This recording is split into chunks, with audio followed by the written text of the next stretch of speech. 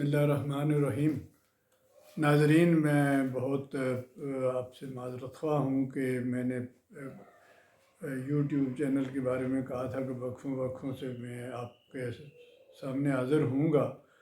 और पिछली वीडियो में मैंने कहा था कि डार्विन के नज़रिए इर्तिक़ा के बारे में आपसे बात करूँगा, लेकिन उसमें देर इसलिए हो गई कि मेरी जो किताब इंटरनेशनल लेवल पे छप चुकी है, फुलटन बुक्स पब्लिशर्स ने अमेरिका से शाया की है और अल्लाह के फजल से उसकी एक बड़ी अच्छी ज़िराई हुई है पूरी वेस्टर्न वर्ल्ड में ख़ास तौर पे।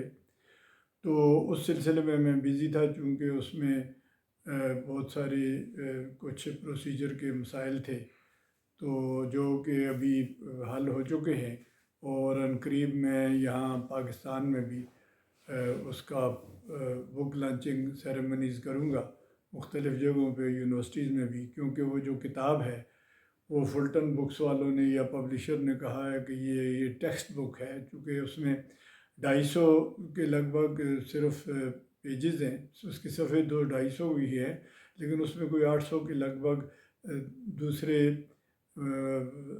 मुसन्निफ़ीन के या राइटर्स के हवाले हैं, और जिसकी वजह से वो एक रिसर्च बुक डिक्लेयर की गई है और यूनिवर्सिटीज़ के लिए या रिसर्च स्कॉलर्स के लिए भी बहुत बेहतर होगी।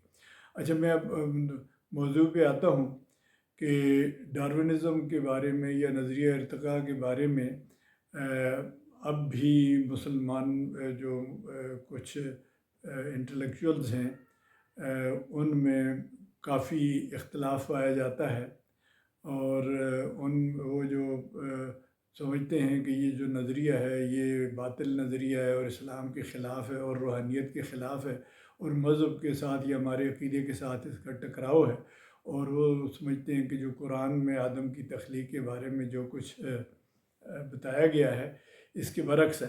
तो इसमें मैं गुजारिश ये करना चाहूँगा कि जिस तरह हमारे बहुत सारे मुसलमान मुफ़क्किरीन ने हमसे पहले ये कहा है, लिख चुके हैं, जिसमें अल्लामा इकबाल भी हैं और कुछ दूसरे बड़े फ़िलासफ़र हैं, इनायतुल्लाह मशरक़ी हैं, मौलाना शिबली नुमानी हैं, और उससे भी पहले मैं भी आपको बताऊंगा कि किन किन साहिबान ने ये नज़रिया इर्तिक़ा तकरीबन उसी तरह बताया है जिस तरह के डार्विन की तहक़ीक़ ने साबित किया बाद में।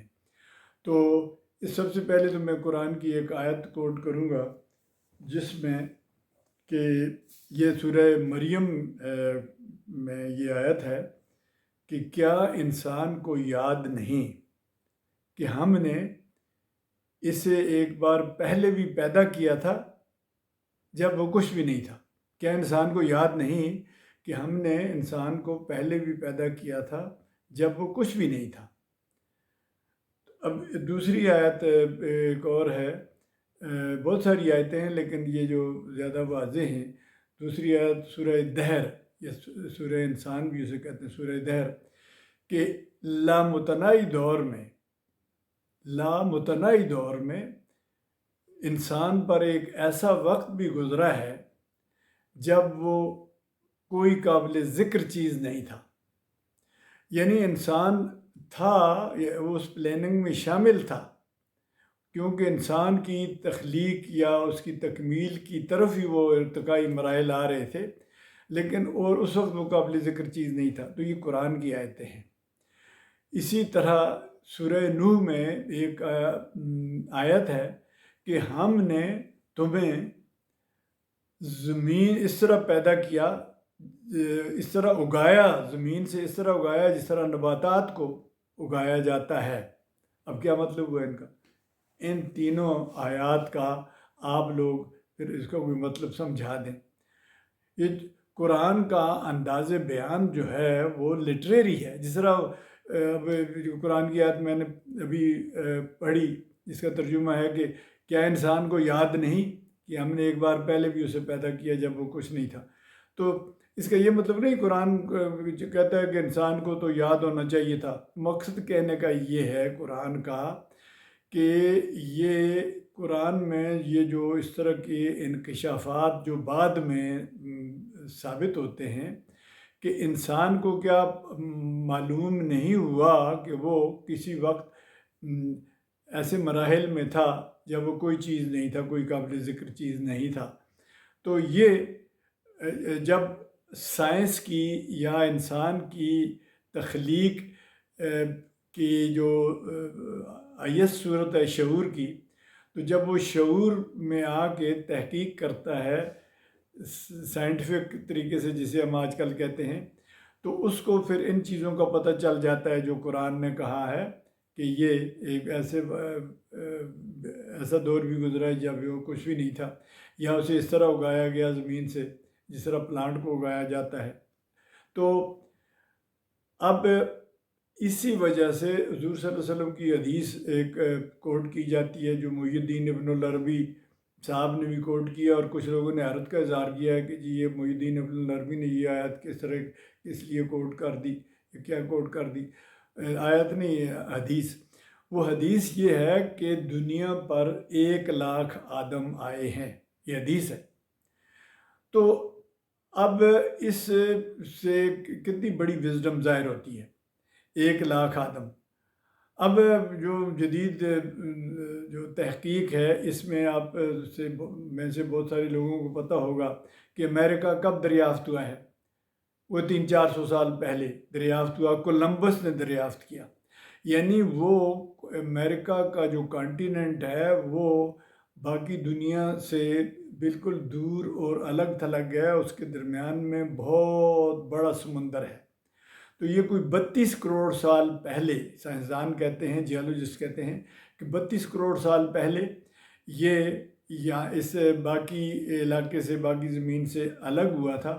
یہ جو ٹیکٹونک پلیٹس تھیں وہ الگ ہو گئی تھی، اور یہ جو کانٹیننٹ امریکن یہ اتنی دور چلا گیا تھا.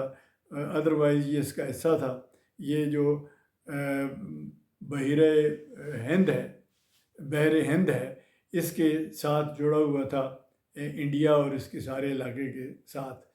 تو اب یہ 32 کروڑ سال پہلے تک تو یہ علاقہ ایک جیسا تھا. تو 32 کروڑ سال پہلے تو نہ سائنس بتاتی ہے کہ کوئی انسان کا وجود تھا، اور نہ ہی کوئی مذہبی طور پہ ثابت ہوتا ہے. تو اب وہاں بھی انسان رہے ہیں.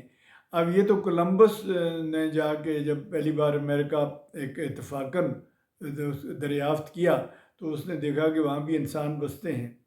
تو اب وہ انسان کے در سے آئے اتنی دور دراز، اتنے ہزاروں میل دور سمندر میں، جن کا آپس میں کانٹیکٹ ہی نہیں تھا باقی دنیا کے ساتھ.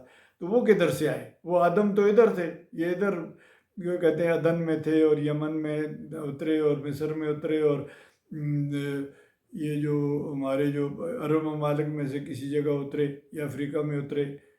تو پھر وہ جو امریکہ میں جو لوگ آئے ہیں وہ کہاں سے آئے ہیں؟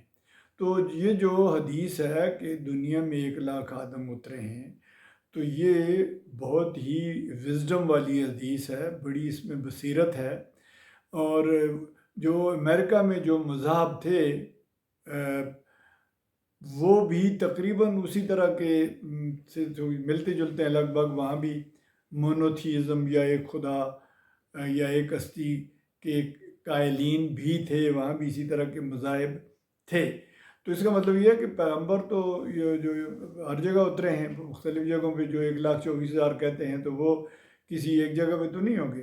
اچھا، اب میں دوبارہ اس کے نظریہ ارتقاء کے بارے میں مزید باتوں پہ آتا ہوں کہ مسلمان مفکرین نے، جس میں جاہز، ابن طفیل، ابن مسکوہ نے تو بالکل وہ باتیں کہی ہیں جو بعد میں ڈارون نے ثابت کی ہیں. اور اس میں علامہ اقبال نے اپنی ریکنسٹرکشن میں اس کو تفصیل سے لکھا ہے. اسی طرح جلال الدین رومی نے ڈارون سے 700 سال پہلے اتنا واضح طور پہ یہ لکھا ہے نظریہ ارتقاء، اسی طرح جس طرح ڈارون نے بعد میں پیش کیا، کہ وہ اس کو کہتے ہیں ویسٹ میں کہ یہ اینٹیسپیٹر آف ڈارونزم تھے، کہ پیش رو تھے ڈارونزم کے، جلال الدین رومی. تو بعد یہ ساری اس ڈارونزم کو بعد میں مسلمان مفکرین نے، دانشوروں نے، صوفیاء نے اس کو بہت پہلے سے انہوں نے وہ باتیں کہی ہیں جو بعد میں ڈارون نے کہی ہیں۔ تو ایک بہت بڑے سینٹ تھے جو